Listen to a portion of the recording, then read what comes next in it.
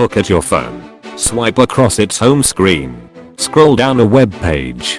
Does it feel fast and smooth? If you said yes, you've probably never tried the Razer Phone. The Razer Phone is a glimpse into the future. If you buy one today, you can experience and brag about a piece of technology that may appear in many phones down the road. A screen that refreshes 120 times a second. It makes using the entire phone better.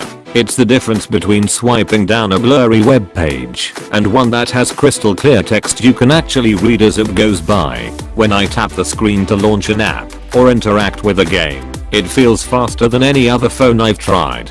Not because the processor is faster, but because the screen shows the results quicker than other devices. The Razer Phone is the first to offer a 120Hz screen. Competitors are generally half that speed, and like Apple's Retina display before, pixel-dense screens were the norm. It's hard to go back once you've tried it. The Razer Phone is the smoothest Android experience yet.